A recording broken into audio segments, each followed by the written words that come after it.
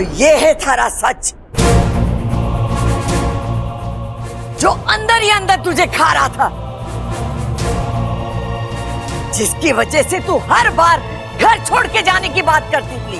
दादी वो आगे मत आना, एक कदम भी आगे मत आना।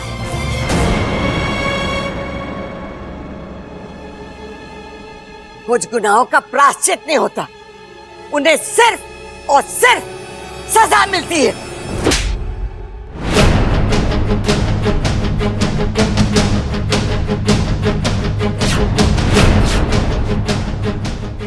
दादी आप कुछ नहीं बोलेगा तू।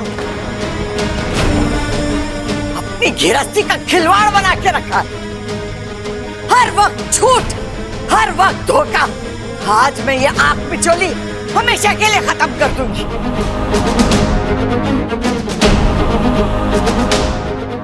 एक बार आप सब मेरी बात तो सुन लीजिए। हाँ हाँ, अच्छा एक नागिन है,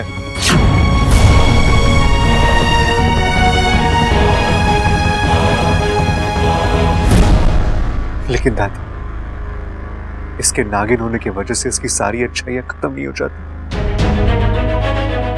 इच्छा में आज भी वो हर गुण है जो इंसानों में होते हैं। और दादी, इच्छा ने आज तक इस घर के लिए इतना कुछ किया है। पानी फिर क्या उन सब पर? झूठ और धोखे की आड़ में की भी अच्छाई किसी काम की नहीं होती।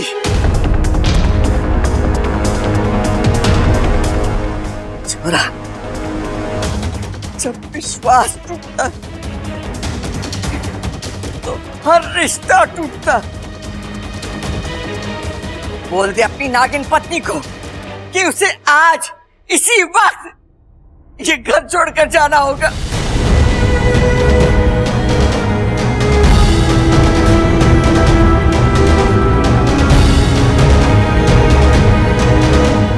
इसी बात का डर था दादी। मैं जानती थी आप मेरे सच के साथ मुझे कभी स्वीकार नहीं करेंगी।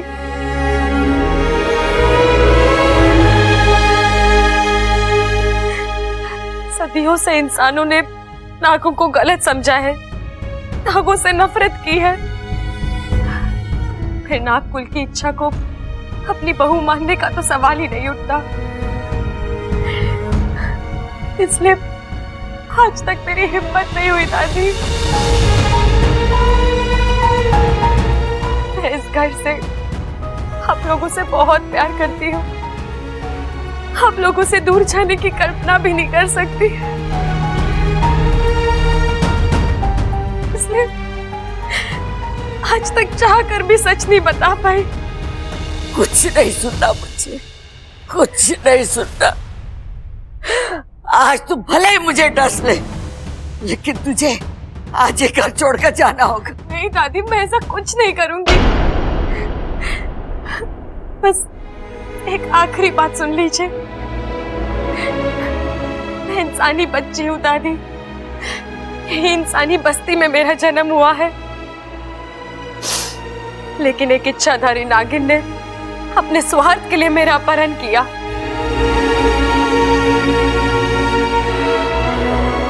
मुझे एक इच्छाधारी नागिन बनाया और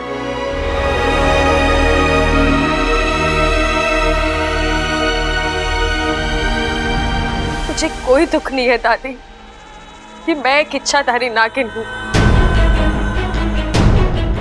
ना ही मुझे शर्म आती है खुद को नागिन कहलाने में। मेरी जिंदगी का एक ये सच है जो। एक बात कहूं छोरी, भले ये सब सच हो, लेकिन आज हर किसी बात पर विश्वास करने का मन नहीं करता। चली जाए यहाँ से। लेकिन क्यों दादी? दादी इच्छा सच बोल रही है। और आप पिताजी, पिताजी अब दादी को कुछ समझाइए ना, समझाइए उन्हें। क्या समझाऊं उनको? क्या समझाऊं मैं? बहुत बड़ी गलती की है इसने। इंसानों के घर में नागिन बहू मारे से तो सोचा भी ना जा रहा। सबल भैया, आप इच्छा को अपनी छोटी बहन मानते हो ना, तो आप चुप क्यों हो? बोलिए कुछ। नहीं बब्बल, गलती तो इच्छा से हुई है और मैं इतना बड़ा नहीं हुआ कि दादी की बात को काट सकूं।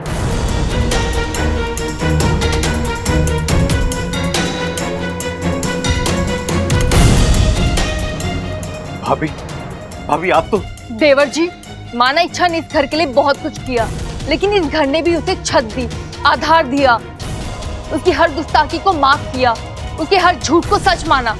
मुझे तो लगता है इच्छा ने हमारी सच्चाई का गलत फायदा उठाया है।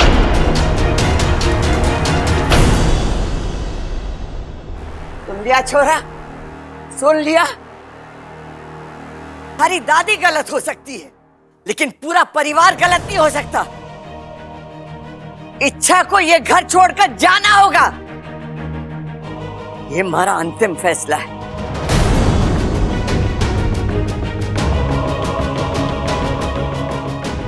ठीक है दादी।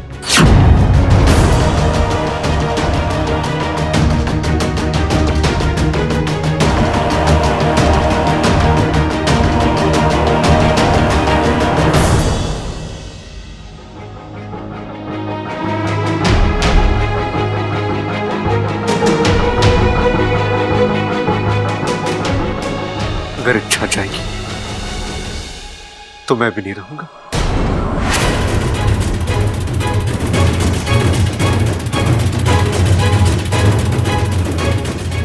मैं भी इच्छा के साथ जाऊंगा। बबल! दादी प्लीज। नहीं बब्बल जी, आप कुछ नहीं बोलेंगे।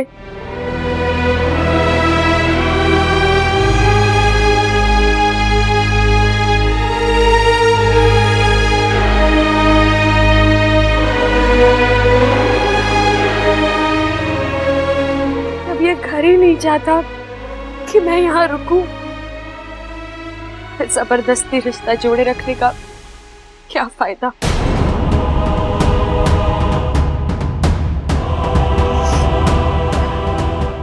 मैं जाऊंगी, लेकिन हाँ, अकेले जाऊंगी। आपने मुझसे वादा किया है बब्बर जी, आप मेरी खातिर घर वालों को कभी नहीं छोड़ेंगे।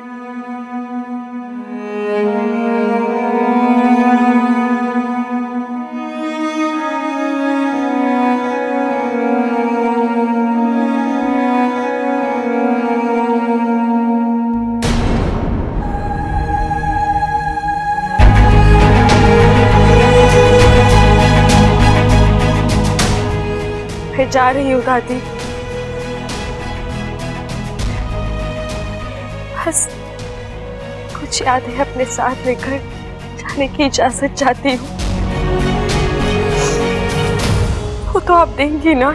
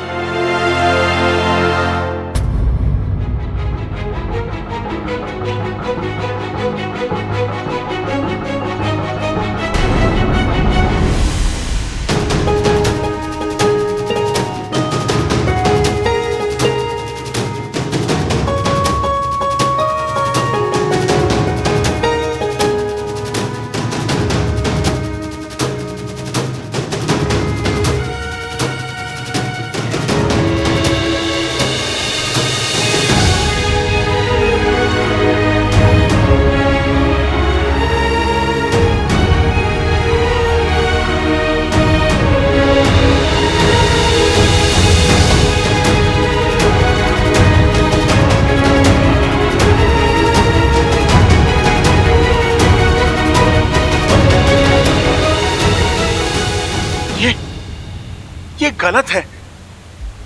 जब से होश संभाला है तब से केवल अच्छाई अच्छाई की है मेरी सपोली ने। उसका ये फल नहीं हो सकता। ना गोमी देव, ये कैसी सजा है? मेरी सपोली की प्रेम कहानी का अंत ऐसे तो नहीं हो सकता ना।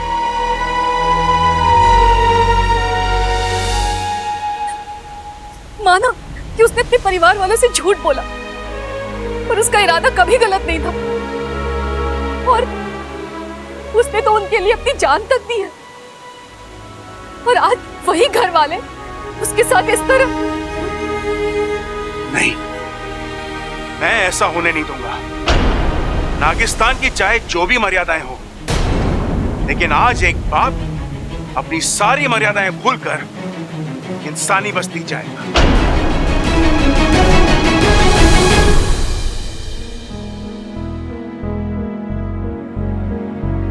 साथिया साथिया मेरे साथिया साथिया साथिया मेरे साथिया।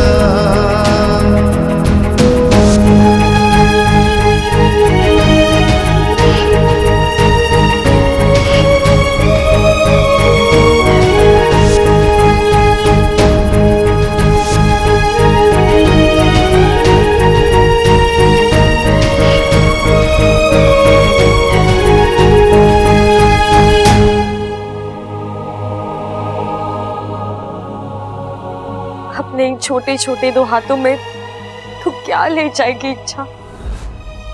ये खुशियां, ये आंसू, रिश्ते, बातें, अपनापन, जितना इन्हें समेटने की कोशिश करेगी, चीजें उतनी ही पीछे छूटेंगी। ऐसे कैसे छूटेंगी? मैं भी जिद्दी हूं। इस घर का एक एक कोना अपने साथ ले जाऊंगी। आदि की डांट, सबल भैया का भूलना, प्रबल भैया का ऊंचा सुनना, पिताजी की पहलवानी और अप्पू की शरारतें, उसका प्यार, वो भी तो साथ ले जाना है।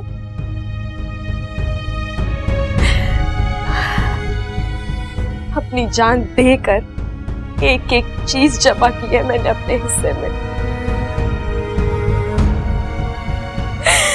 और आज सब कुछ छोड़कर जा रही हूँ। तू क्यों रो रही है इच्छा? क्यों? वो ऐसे रो रही है जैसे कि कभी तू जानती थी एक दिन ऐसा आएगा। मैंने जितना पाया है सब कुछ खोना पड़ेगा। फिर तू क्यों रो रही है?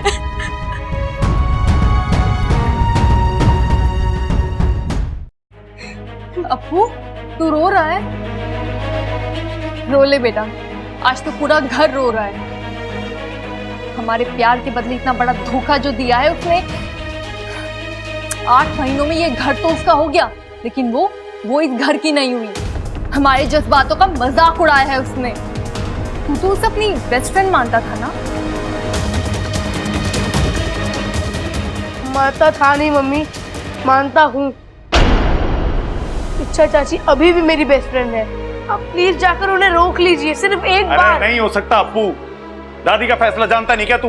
पत्थर की लकीर होता है वो। चाचू आप बड़ू नहीं, तू मुझे सिखाया है।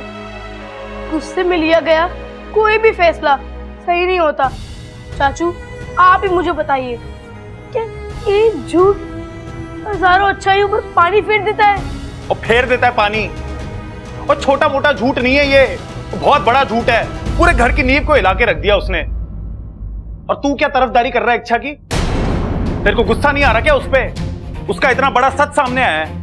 चाचू शायद आपके लिए नई बात होगी, पर मैं तो बहुत पहले से जानता था कि चाची एक इच्छाधारी नागिन है। अप्पू, तू ये क्या बोल रहा है? तेरा दिमाग तू उसे बचाने के लिए झूठ बोल रहा है? नहीं मम्मी, मैं वाकई में बहुत पहले से जानता हूँ कि। तो तूने पहले क्यों नहीं बताया? हे शिव जी, इच्छा ने तो इस छोटे बच्चे से भी झूठ बुलवा लिया। नहीं मम्मी, चाची ने मुझे आज तक किसी से कोई झूठ बोलने के लिए नहीं कहा। मैंने तो अपनी मर्जी से झूठ बोला था, क्योंकि मैं नहीं चाहता था कि इच्छा चाची घर छोड़कर जाए। आप जानती नहीं है मम्मी कि जिन पर आप आज गुस्सा हो रही हैं, उन्हीं इच्छा चाची की वजह से आज आपका बेटा जिंदा है। मतलब इच्छा बचा लो। अब्बू! उसी दिन से हम दोनों बेस्ट फ्रेंड्स बन गए।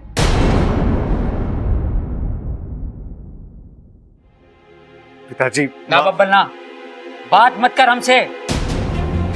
इच्छा को छोड़, तू तो हमारा बेटा है ना। तुझे एक बार भी ऐसा नहीं लगा कि सच बता देना चाहिए? वो बात छोड़ो, मेरी समझ में ये नहीं आ रहा कि तूने नागिन को अपनी बीवी माना कैसे? माँ, पिताजी, इच्छा कोई साधारण नागिन नहीं है। वो एक इच्छाधारी नागिन है। वो इंसानी रूप ले सकती है और एक इंसान बनकर इंसानों की तरह इंसानों के साथ रह सकती है वो।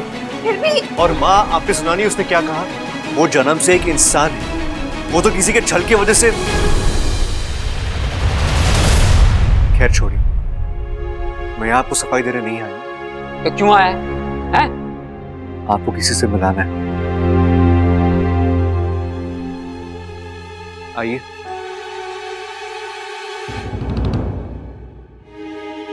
नमस्ते। नमस्ते। ये कौन है? ये इच्छा की माँ, सिपली जी। वाह जी वाह, बेटी से बात ना बनी तो माँ चली आई बेटी की वकालत करने। आप गलत समझ रहे हैं। मैं यहाँ अपनी बेटी की तरफदारी करने या उसकी अच्छाइयाँ गिनवाने नहीं आई हूँ। मैं यहाँ एक माँ का दर्द बांटने आई हूँ। और कोई मेरी बात समझे या न समझे, लेकिन आप मेरी बात जरूर समझिएगा, क्योंकि एक माँ के लिए अपने बच्चों से बढ़कर कुछ नहीं होता। आपका बब्बल और मेरी इच्छा, उन दोनों को हम अलग नहीं कर सकते हैं, क्योंकि उनकी जिंदगियां ही नहीं बल्कि उनकी सांसें भी एक दूसरे से जुड़ी हुई हैं। मतलब? आपको याद है दिवाली की वो रात?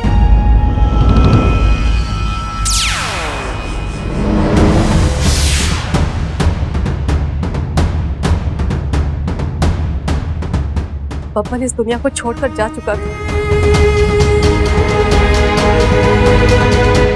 वो तो मेरी सपोली इच्छा उसे खींचकर वापस लाई थी अपनी आधी जान देकर। एक तरफ बब्बल की अर्थी उठ रही थी और दूसरी ओर मेरी इच्छा की जान निकल रही थी। ये केवल नागिस्तान की ही नहीं बल्कि विश्व की सबसे कठिन विधि है। इसमें इच्छा की जान भी जा सकती है, और इच्छा ने अपनी जान की परवाह नहीं की, क्योंकि उसका प्यार उसके डर और स्वार्थ से कहीं ऊंचा था। सच कह रही है। मेरे शरीर में आज भी इच्छा की आधी जान है। बाप ने, जिस लड़की ने आपके बेटे को एक नई जिंदगी दी, क्या आप उसका एक झूठ माफ नहीं कर सकते? प्लीज दादी को समझाइए, रोकिए इच्छा को, क्योंकि मैं जानता हूं मैं अकेला नहीं, आप सब इच्छा से बहुत प्यार करते हैं। रोकिए इच्छा को प्लीज।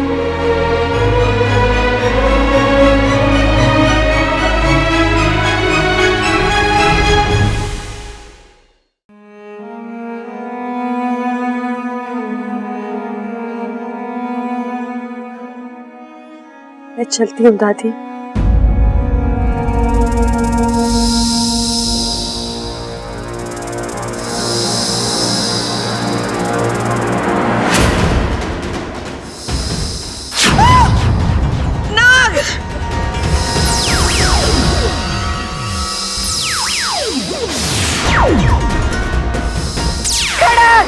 बब्बल संभल, जल्दी आओ। नाग! नहीं दादी, डरने की कोई जरूरत नहीं है। मेरा नागिस्तान का परिवार है। आपकी तरह ये सब भी मेरे अपने हैं। मेरी माँ, दादी, ये गुरुजी है और ये हमारे नागिस्तान के मुखिया। वाह, झूठों की पूरी टोली एक साथ हमारे घर में। आपकी दुनिया अलग, हमारी दुनिया अलग। मैंने आप लोगों का कुछ नहीं बिगाड़ा, फिर आप लोगों ने एक इच्छाधारी नागिन के साथ हमारे छोरे का रिश्ता क्यों जोड़ा?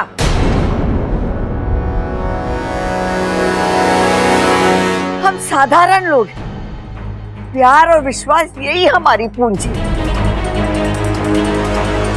इसी के बलबूते पर हम जीते। आपकी छोरी ने हमारा विश्वास तोड़ा है। खैर, दुनिया वाले सही कहते कि नाग को चाहे कितना ही दूध पिलाओ, वो मुड़कर डसेगा जरूर।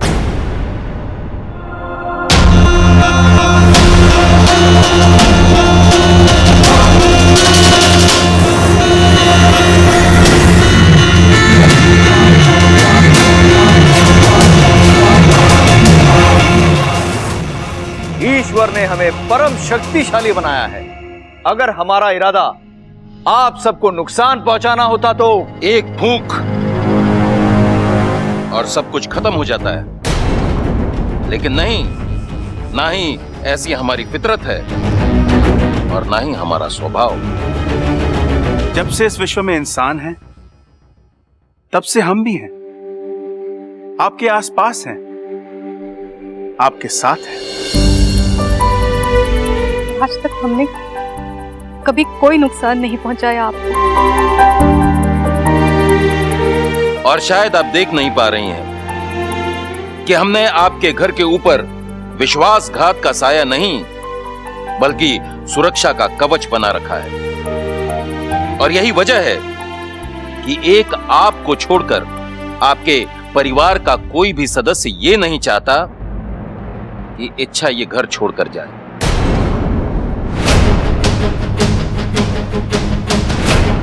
ये सब सच है? सवाल बोल, क्या बात है? मैं क्या बोलूं दादी, मैं तो हुई पैदाइशी बेवकूफ। मेरी तो इस घर में कुछ चलती नहीं है। भाभी ने बोला कि इच्छा अच्छी लड़की है, तो मैंने मान लिया कि अच्छी लड़की है। ये अप्पू ने बोला कि इसको घर में रहने दो, तो मैंने कह दिया रहने दो।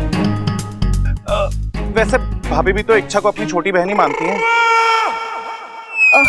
हाँ, मतलब दादी जी, इच्छा मेरी छोटी बहन जैसी है।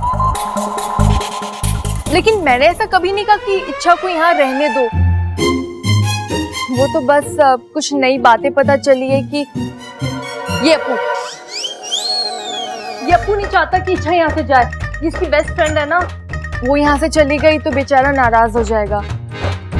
इसलिए मैंने उसकी खुशी के लिए, और अप्पू ने ही कहा कि माँ जी मान गई, अब सासू माँ मान जाए, बहू ना माने, गुस्ताखी होगी ना। इसलिए मैंने कहा इच्छा को रहने दो। अप्पू झूठ बोल रहे हैं। अप्पू, मैंने कब कहा कि मैं मान गई हूँ?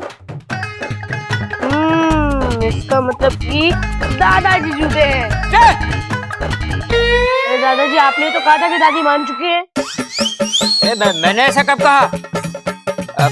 देख माँ, बित्ते भर का छोरा और बात को कैसे गोल गोल लट्टू की तरह घुमा रहा है।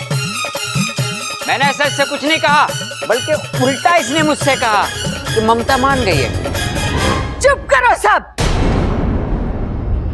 बबल, तू बता, थारा क्या फैसला है? अब फैसला क्या करना है दादी? मैंने इच्छा को इस जन्म के लिए नहीं, अगले 7 जन्मों के लिए अपना लिया।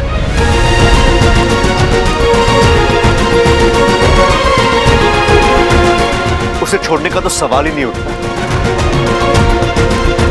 तोरा ये इच्छाधारी नागिन है। दादी, रिश्तों में प्यार, जज्बात और ईमानदारी देखी जाती है, जो मैंने इच्छा में दी। मेरे लिए और कोई चीज मायने नहीं रखती दादी। मैं सिर्फ इतना जानता हूं कि इच्छा से बेहतर जीवन साथी मुझे कभी नहीं मिल सकता। इच्छा के बगैर बब्बल अधूरा है। इच्छा के बगैर बब्बल का कोई वजूद नहीं।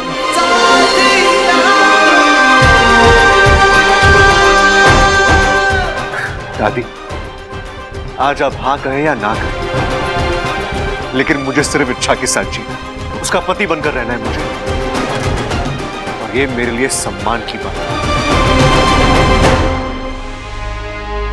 दादी, इच्छा सिर्फ इस परिवार के लिए ही बनी है।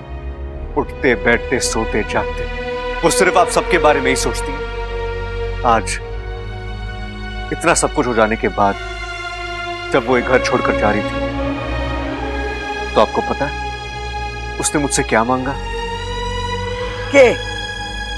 यही दादी, कि चाहे कुछ भी हो जाए, चाहे हम दोनों को एक दूसरे से अलग ही क्यों ना होना पड़े, लेकिन मैं अपने परिवार से कभी अलग नहीं हूं। आज आप सबके खातिर वो अपने पति का साथ छोड़ने के लिए तैयार है। दादी, आज के बाद मैं और अच्छा एक साथ नहीं रहेंगे, लेकिन हमारे पीछे पति पत्नी का रिश्ता हमेशा बना रहेगा। हम एक दूसरे से दूर होने के बाद भी एक दूसरे से अलग नहीं होंगे। नाग और इंसानी दुनिया के बीच ये अनोखी प्रेम का यूं ही चलती रहेगी आखिर तक।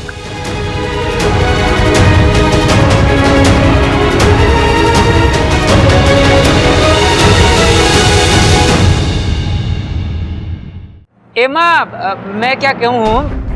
नहीं, मैं नहीं, हम सब इच्छा को माफ कर देते हैं। देख माँ, इच्छा इतने महीनों से हमारे साथ रह रही है, उसने आज तक इस बात का एहसास भी नहीं होने दिया कि वो नागिन है। उसने जहर नहीं, अमृत बांटा है हमारे घर में, है भाई? सही कहा आपने। अम्मा जी, इच्छा ने कभी किसी को कोई नुकसान नहीं पहुंचाया।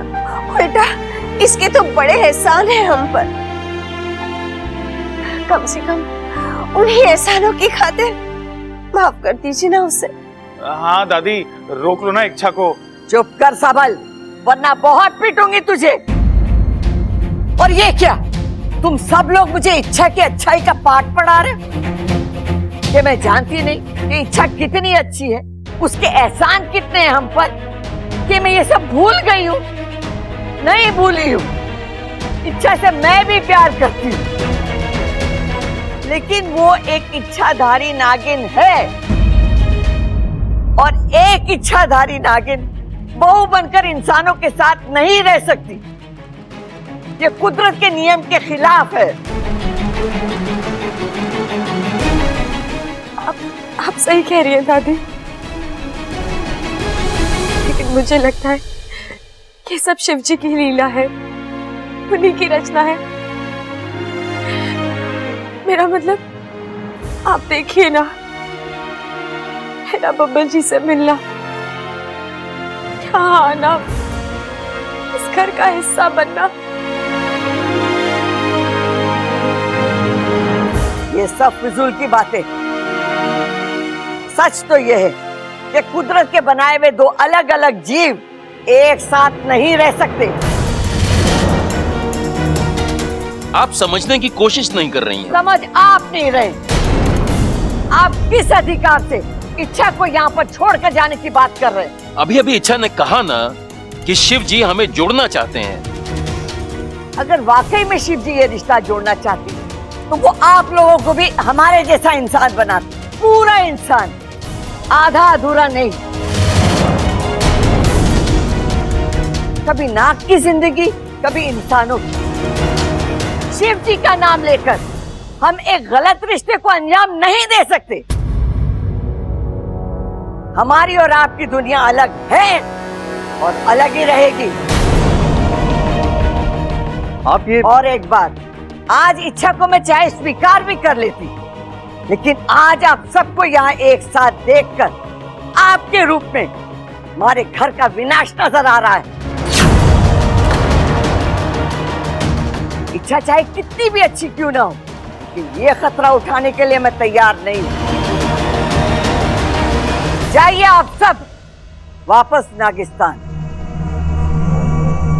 कौशल्या जी, ये आप क्या कह रही हैं? जाइए, वरना मुझे भी वही करना पड़ेगा जो हमेशा से इंसान नागों के साथ करते आए हैं।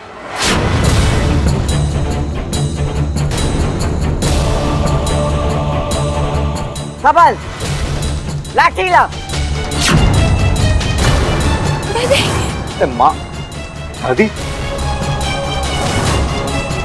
ना ना ना, आप ऐसी गलती मत कीजिएगा। यदि आप लाठी उठाना जानती हैं तो हम भी वन उठाना जानते हैं। और इतिहास इस बात का साक्षी है, नागों का वन तभी उठा है जब नागों पर लाठी उठी है। नहीं गुरुजी, मुखिया जी, आज हम में से कोई ऐसी हरकत नहीं करेगा। आपको आपकी सपोली की कसम है। इच्छा यहाँ प्यार बांटने आई थी, यहाँ नफरत के बीच बोकर कैसे जा सकते हैं हम?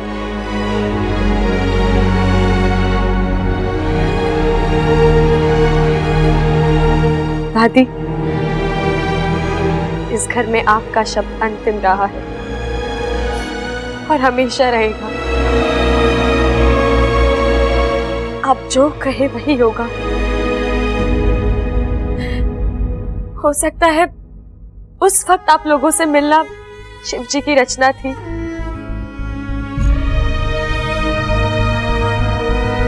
और शायद अब आप लोगों से बिछड़ना उन्हीं की इच्छा हो।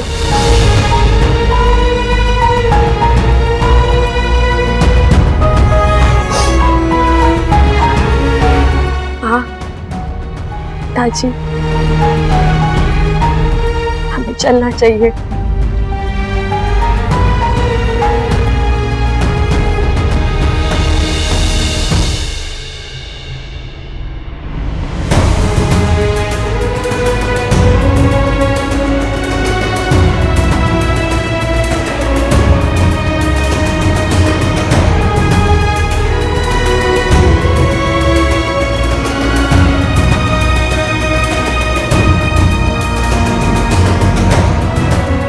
दादी, एक बार आवाज दे दीजिए, रोकने के लिए नहीं, बस एक बार पास बुलाकर अपने गले लगा लीजिए। अपनी इस इच्छा की एक आखिरी इच्छा समझकर ही सही, बस एक बार पुकार लीजिए।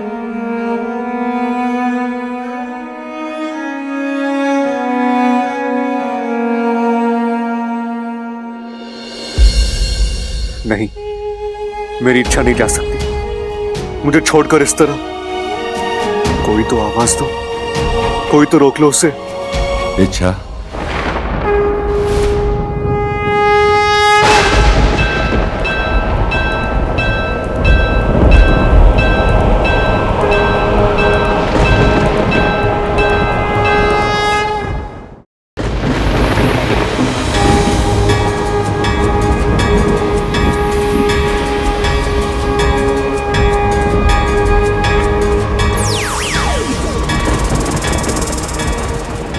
मैं शिव, ईश्वर का वो रूप जिसके गले में नागराज विराजमान है। नाग प्रतीक है शांति का। युगों युगों से उनका इस धरती पर वास्तव्य रहा है। इंसानों के मित्र बनकर उन्होंने मित्रता निभाई है, लेकिन दुर्भाग्यवश इंसान इस मित्रता को कभी समझ नहीं पाया। अपने अहम और नफरत में अंधा होकर उसने नागों को अपना दुश्मन मान लिया। एक लाठी उसकी उठी और फिर हजारों फन नागों के उठे। आज भी यही सिलसिला कायम है। इच्छा की लाख अच्छाइयों के बाद भी उसकी झोली में अगर कुछ पड़ा है तो वो है नफरत, दुख और शासन। सिर्फ इच्छा ही नहीं बल्कि मेरे सारे इच्छाधारी नागों ने आज मुझे बेहद संतोष दिया है। फन झुकाकर उन्होंने इंसानों से प्यार का रिश्ता जोड़ा है, लेकिन इंसानों ने, एक बात समझ लो, यज्ञ और पूजाओं से मुझे प्रसन्न करना नामुमकिन है। प्यार की राह पर चलोगे, मुझे अपने आप पालोगे। मैं प्रतीक्षा कर रहा हूं तुम्हारे एक सही फैसले का।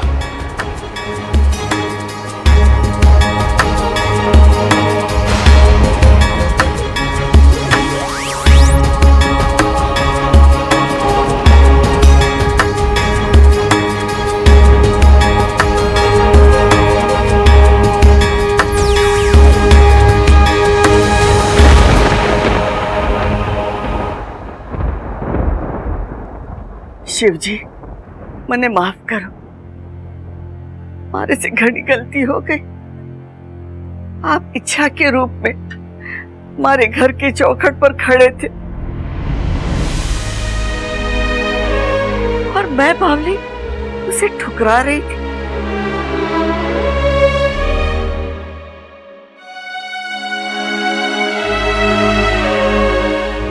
इच्छा, किस मुंह से तुझसे माफी मांगू? नहीं दादी, बोलने दे बच्चा, बोलने। आज अगर मैं नहीं बोली ना तो जिंदगी भर सुकून से नहीं रह पाऊंगी।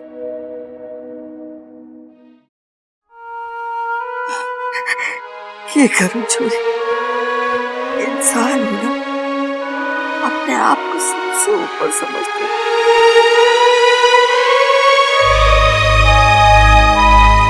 घमंड कूट कूट कर भरा था हमारे। आज सारा घमंड टूट गया।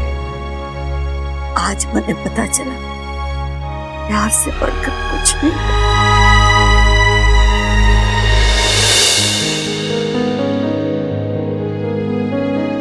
छोरी, हाथ जोड़कर साफ दिल से तुझे अपने इस घर की बहू स्वीकार करती।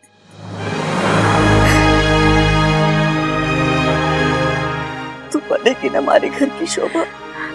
नहीं दादी, आप ये क्या कर रही हैं? अरे आंखें खुल गई। इंसान हो या इच्छाधारी नाग, उसके रूप से नहीं, उनकी नियत, उनकी सोच, उनका दिल देखना चाहिए।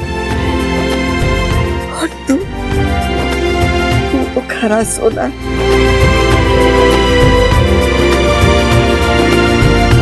मैं तुझे अपने दिल की अलमारी में पूरे परिवार के साथ संभाल कर रखूंगी।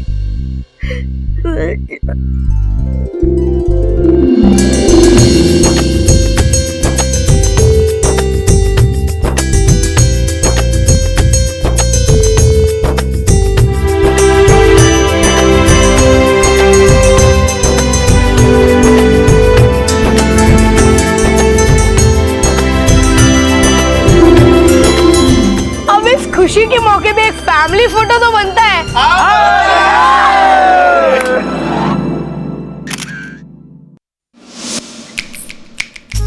और इस तरह आज मेरा अभियान पूरा हुआ। एक नागिन ने इंसानों के घर के साथ साथ उनके दिल में भी अपनी जगह बना ली। इच्छाधारी से इच्छा प्यारी तक का ये सफर मुझे जिंदगी भर याद रहेगा। और आपको?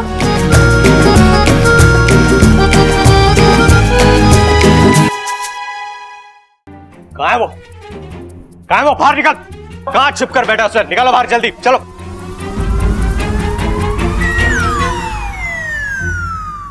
अरे कौन छुपा है यहाँ? और तू है कौन? मैं इंस्पेक्टर सीआईडी। और हमें पता चला है कि इस गांव में एक चोर घुसा है और इस वक्त उसी घर में कहीं छुपा बैठा है। घर में? तुम सीआईडी हो? और ये दोनों कौन है? कौन? एक हाथी, ये घोड़ा। मेरे असिस्टेंट है। पुलिस के कुत्तों से ट्रेनिंग ली है, जो ढूंढने में मेरी मदद करते लोग। जल्दी घर दिखाइए, चले। हमारा घर? क्यों? क्यों? क्योंकि मेरी ड्यूटी का स्टाइल बिल्कुल अलग है ना। आपके घर की तलाशी लूंगा और किसी को ये मत बताइएगा कि मैं घर के अंदर हूं। क्यों? क्योंकि हम पुलिस वाले हैं, हमारे दोस्त कम और दुश्मन ज्यादा होते। हो सकता है कि हमारे पीछे पीछे यहां पर कोई अंदर चला है, हाँ, लेकिन ध्यान रखिएगा कि आजकल चोर पुलिस की वर्दी में घूम रहे हैं, खुद को पुलिस और पुलिस को चोर बताते हैं। ऐसा भी हुए क्या? जी माँ जी, अब असली पुलिस तो आपने देख ली है, बस अब नकली पुलिस से सावधान। इस घर का कोना कोना छान मारो। तुम दोनों वहां जाओ, मैं यहाँ छुपता हूँ और ढूंढता हूँ चोर को ढूंढता हूँ। कहाँ गए तो? कहाँ है वो? आ गया। हाँ जी, किसे ढूंढ रहे हो? किससे मतलब? अबे चोर घुसा है तुम्हारे घर में। कुछ लोगों ने अंदर आते देखा उसे। कहां से मारा कस को? पिताजी, मुझे ये वही चोर लग रहा है जिसके बारे में दरोगा जी बात कर रहे थे। देखो, पुलिस वाली वर्दी भी पहनी हुई है इसने। अभी शिनाख्त करता हूँ इसकी।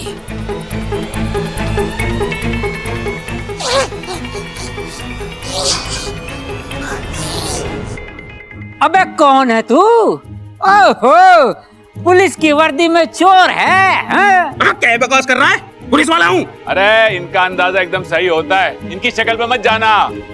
ये जितने बेवकूफ दिखते हैं ना, उतने हैं नहीं। क्या बक रहा तू? आपकी तारीफ ही तो कर रहा था। सवाल पकड़ने से। ये लो पिताजी। अरे भैया, पिताजी एक मिनट, पहले कंफर्म कर लेते हैं कौन असली है कौन नकली है। हाँ बब्बल जी, दोनों को आमने सामने ले आते हैं, सच अपने आप सामने आ जाएगा।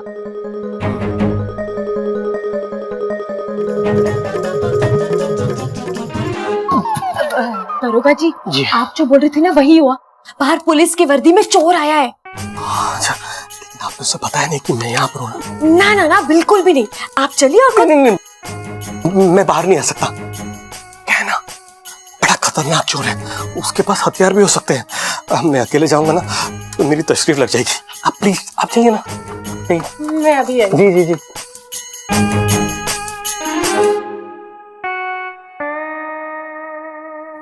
जी, मुझे पूरा यकीन है जो अंदर है ना वही चोर है। अभी उस चोर को इस पुलिस वाले के हवाले करते हैं। नहीं बब्बल जी, जल्दबाजी में खतरा हो सकता है। थोड़ी मस्ती करते हैं। मस्ती? चलो।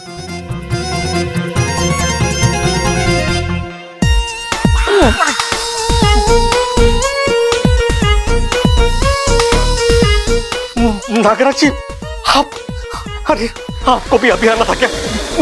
ठीक है, मैं आपको 1 लीटर दूध पिलाऊंगा। ओके? हाँ, नहीं, एक नहीं 10 लीटर दूंगा।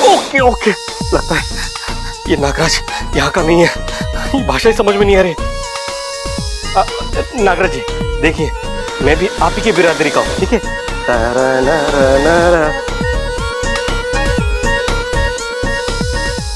अभी जाओ, नहीं, जाओ।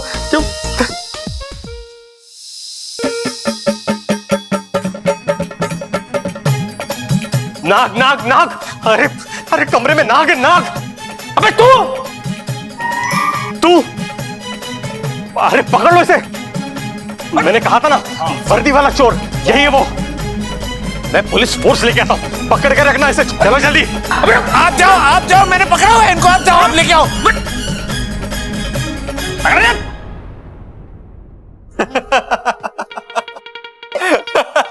क्या डरपोक आदमी था, इस रबर के साथ डर गया वो।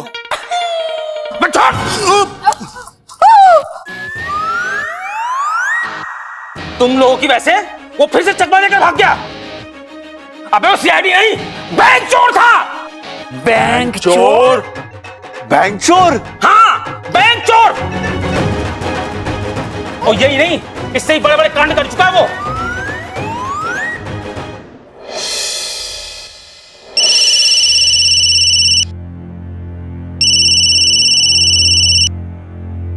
हेलो। हाँ, कौन बोल रहा है? बब्बल, आप कौन? अरे भैया जी, अच्छा हुआ जो आप ही फोन उठाए। हम बोल रहे हैं कन्हैया फोटो वाला, हम आपकी शादी में फोटो खींचे थे ना। हाँ हाँ हाँ, बोलो बोलो। कहा बोले भैया जी, मतलब बातें कुछ इतना अटपटा है कि क्या? भैया जी, भाभी जी नागिन है, सफेद नागिन भैया जी।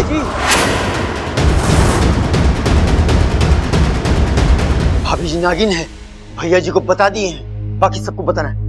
अब बाकी सबको बताएंगे काहे के लिए? और हम तो दिखाएंगे, एक एक फोटो सबको दिखाएंगे कि भाभी जी नागिन है, भाभी जी नागिन है।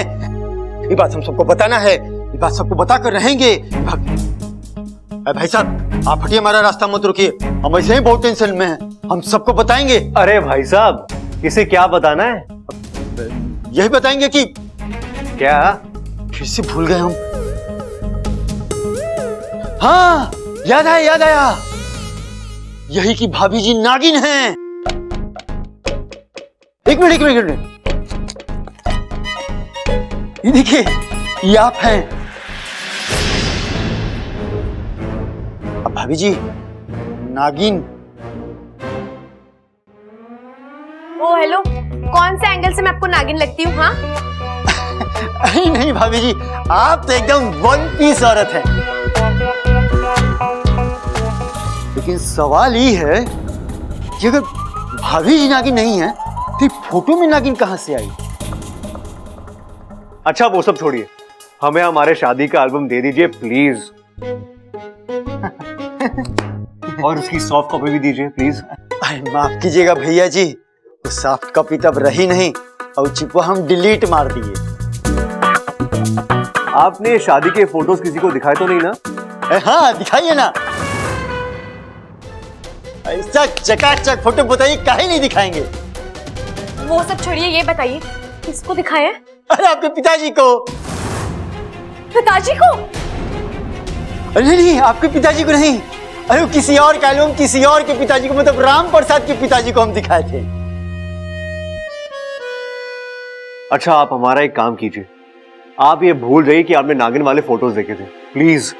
ये तो नहीं हो सकता है भैया जी, वो क्या है ना कि हमारे खोपड़िया में जब कोनो फोटो आके छप जाता है तो हमारा हटाए भी नहीं हटता है। यहाँ तो गजबे था, दूल्हे के साथ दुल्हन की जगह नागिन।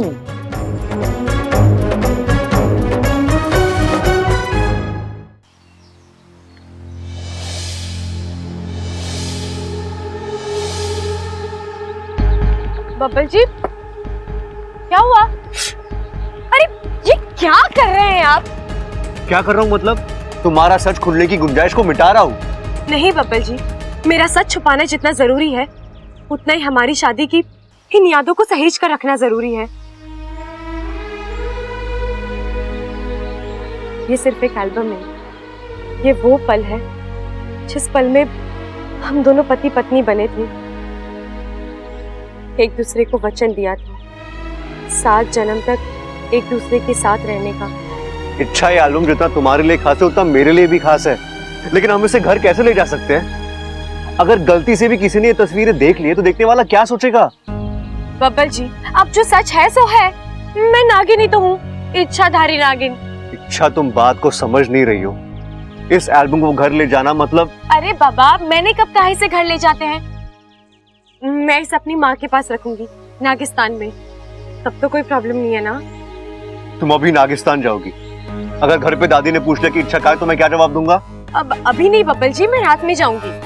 और तब तक इस एल्बम का क्या करेंगे? बब्बल जी, वो जिम्मेदारी मेरी है, आप चिंता मत कीजिए, इस एल्बम को कोई नहीं देखेगा। चलिए।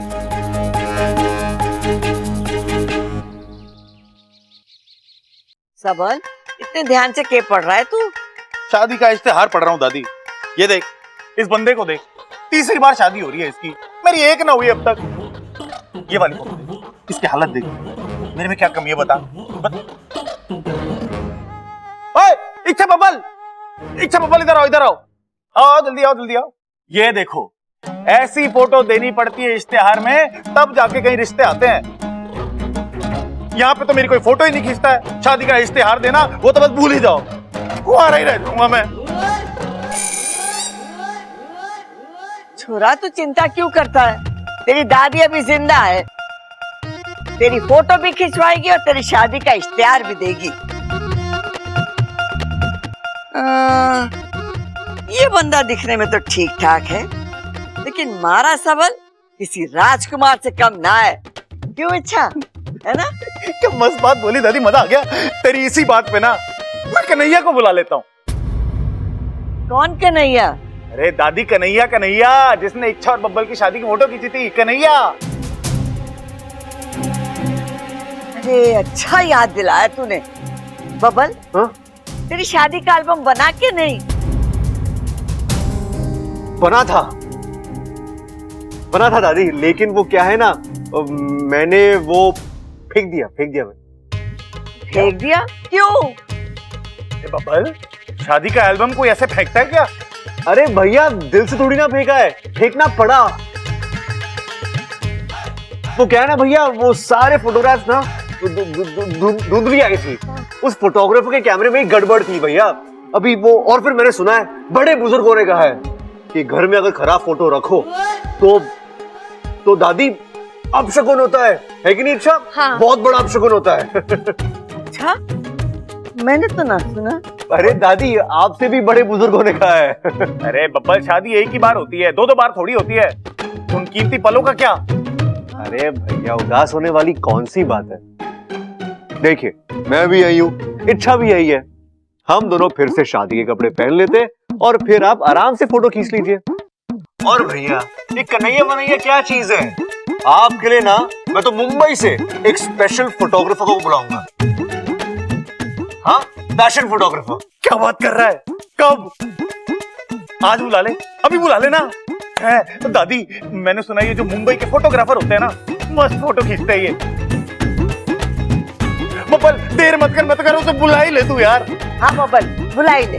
ठीक है दादी, मैं क्या बोल रहा हूँ?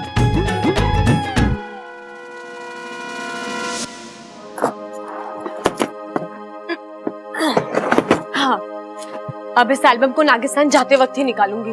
हाँ, सबल भैया ने एक पल के लिए मेरी जान ही निकाली थी। उस फोटोग्राफर कन्हैया को फिर से बुलाने चले थे। आपने भी बड़ी होशियारी से सब संभाल लिया। बड़े स्मार्ट हो बब्बल जी। आप भी तो कम स्मार्ट नहीं हो इच्छा जी। सबल भैया और दादी से छुपा कर उस एल्बम को अंदर लेके आई हैं? लेकिन बब्बल जी, आपने ऐसा क्यों कहा कि फोटोज खराब आए थे, एल्बम फेंक दिया? अगर उनमें से कोई फोटोग्राफर की क्लास लेने चला जाता तो? आप ये भी तो कह सकते थे ना कि एल्बम गुम हो गया। हाँ इच्छा, तुम तो सही कह रही हो, लेकिन इच्छा इतना सोचने का वक्त कहाँ था? उस वक्त जो दिमाग में आया मैंने कह दिया, और अब जो कह दिया है वो करना होगा। सबल भैया के लिए नया फोटोग्राफर लाना होगा। कहीं उन्होंने कन्हैया को यहाँ बुला लिया तो? चाचू चाची, आप दोनों को दादी ने बाहर बुलाया है। क्यों? आप दोनों की शादी का फोटोग्राफर कन्हैया आया है। क्या? अरे तू फोटोग्राफर है कि मजाक? दादी जी, आप मतलब क्या बोल रही हैं? हम तो पुश्तैनी फोटोग्राफर हैं। हमारे परदादा जी हरियाणा के महाराजा का फोटो खींचते थे। अब ये यहाँ क्यों आया है? इसीलिए आज तक उनका एक भी फोटो मौजूद ना है। अरे दादी जी, थारे परदादा ने महाराजा का फोटो खराब किया, तूने हमारे पोते का फोटो खराब किया। शादी का एल्बम ऐसा घटिया बनाया कि हमारे पोते ने पूरा एल्बम फेंक दिया। आपके पोता का फोटो हम खींचे थे? कब? उसकी शादी में। और कब? शादी में?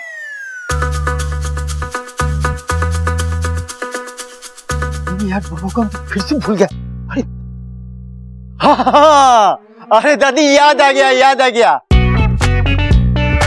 क्या है ना कि हमारा याददाश्त कभी कभी ट्यूबलाइट की तरह से काम करता है। कहीं पॉक से ना जल जाता, कहीं पॉक से ना बुझ जाता है। दरअसल दादी, बात यह है कि हम उहे सदिये के सिलसिला में आपसे बात करने के लिए यहाँ आए हुए। बाकी फोटो तो बहुत बढ़िया खींचा था, लेकिन उस फोटो में वो अद्भुत बात था। और अद्भुत बात ये था कि उसमें एक भी फोटो अच्छी नहीं आई थी। आपने देखी भी तो थी। हम देखे थे। कब? क्या कब? अरे कमाल करते हो। फोटोज आपने की थी, प्रिंट आपने करवाई, तो देखी भी तो होगी ना। वैसे आप यहाँ क्यों आए थे? हाँ? क्या काम है आपको?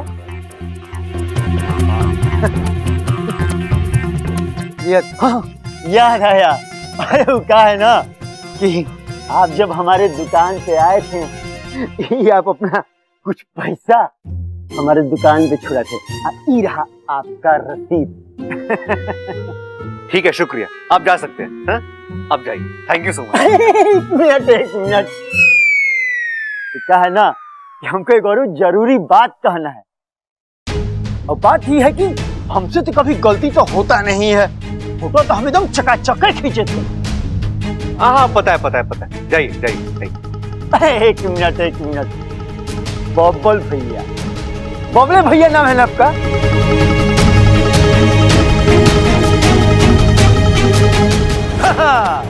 हम आप ही के शादी में आए थे, आप ही का फोटो खींचे थे। हमको बहुत अच्छे से याद है। अरे भाई, आप कुछ भी बोल रहे हो, क्यों टाइम वेस्ट कर रहे हो हमारा? जाओ ना यहाँ से, जाइए। ऐसे चलो। दादी जी, ऐसा है कि हम भुलक्कड़ जरूर हैं, लेकिन हम झूठ नहीं बोलते हैं। कसम खाते हैं हम अपनी माँ की। हम इन्हीं के शादी में गए थे, इन्हीं का फोटो खींचे थे। आई हमारी दुकान पर आए थे, अब पूरा का पूरा फोटो का एल्बम हमारी दुकान पर से लेकर गए थे। ये छोरा, ये अपनी माँ की कसम खा रहा है, झूठ नहीं बोल सकता। तू सच बता, बात के देख। अगर बाद में मुझे पता चला कि तूने झूठ बोला है, हमारे से बुरा कोई ना होगा।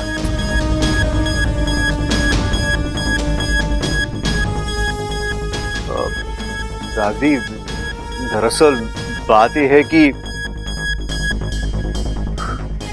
फोटोज अच्छी है, एल्बम भी अच्छा है, और मैंने एल्बम को फेंका नहीं। अरे फेंका नहीं तो गया कहाँ? भैया, वो मेरे पिताजी ले गए। तो सीधे सीधे बताया क्यों नहीं? झूठ क्यों बोला? दादी, मुझे लगा कि आप लोग सब मुझसे नाराज हो जाओगे। आप लोग कब से एल्बम का इंतजार कर रहे थे ना, तो इसलिए मुझे लगा कि सबसे पहले आप ही फोटोज को देखना चाहते थे, इसलिए मैंने ये। हो गया आपका काम, आप जा सकते हैं, प्लीज। एक मिनट। इसकी 1 मिनट की तो मैं। हमको फिर से कुछ याद आ रहा है। हमारा लाल डायरी, ये हमारा लाल डायरी।